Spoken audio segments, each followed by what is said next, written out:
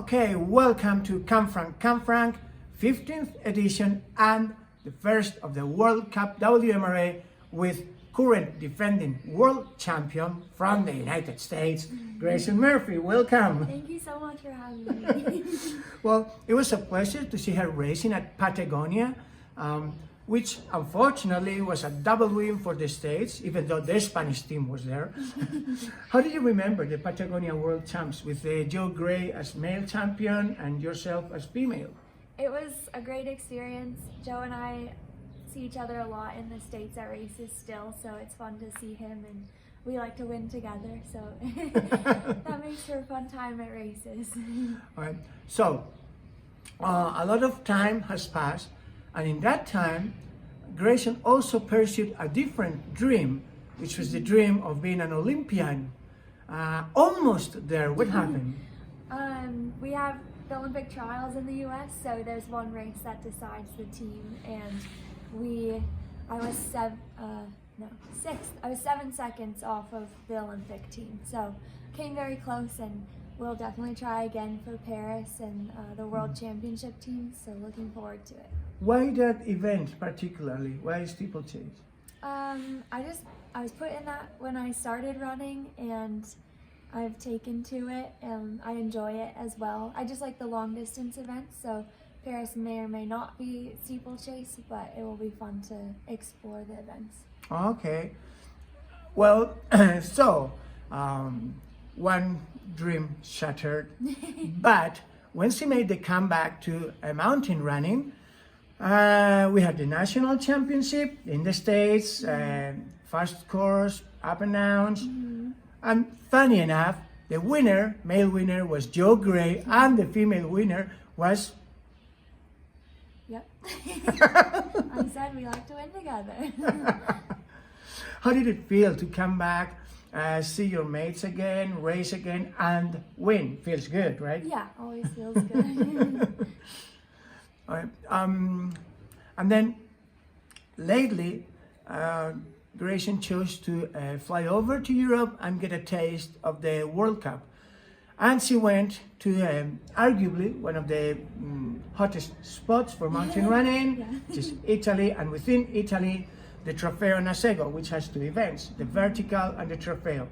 So first, she raced the vertical and she did not win. What happened? I got second to Andrea, so if I'm going to lose to someone, that's a great person to lose to. Well, for you, those of you in the States who may not be familiar, Andrea Mayer, Austrian, great veteran, world champion, Olympian, and according to a certain Kilian Jornet, the GOAT of mountain running in female terms. Okay, so quite a rival. You know, how did it feel? You know, when you were pushing, trying to get to her, did you ever think you might beat her in the vertical? Yeah, because I led for half the race, so I think I've never done a vertical. We say VK. I've never done a VK before, so that was interesting. I didn't really know what to expect. All of the races I've done have also gone down, so it was a learning experience. So I was happy with second because that was the first try I've ever had at one of those. So.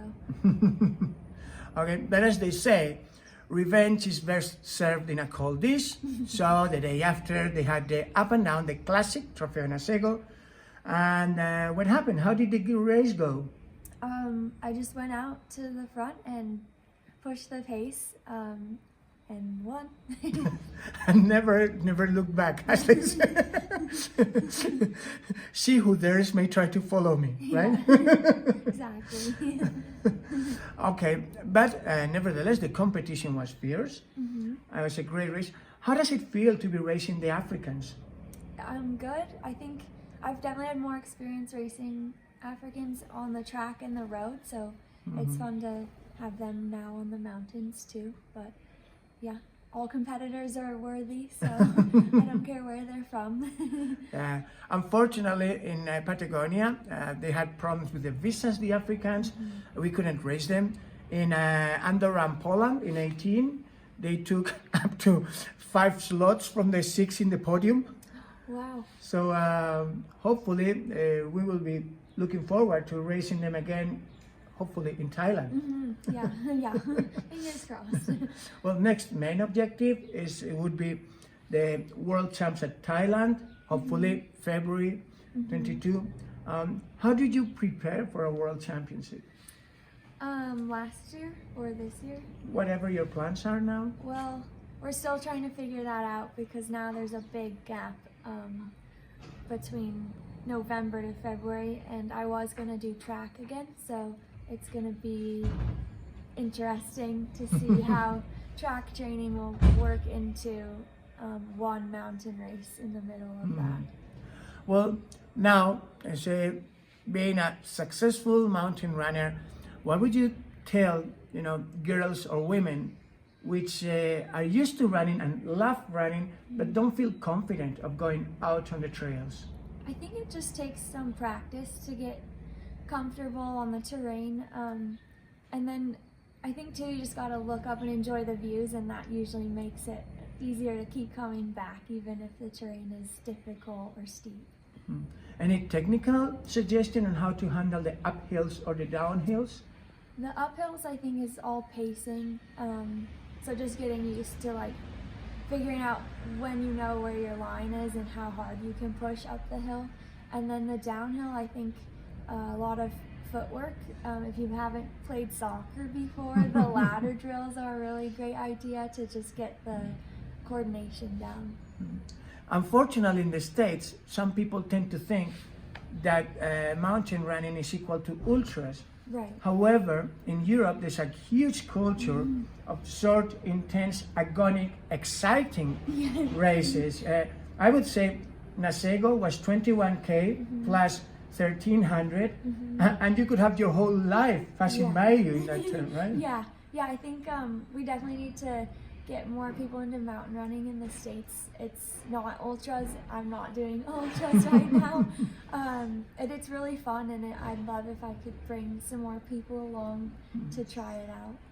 Well, as you see, longer is not necessarily better.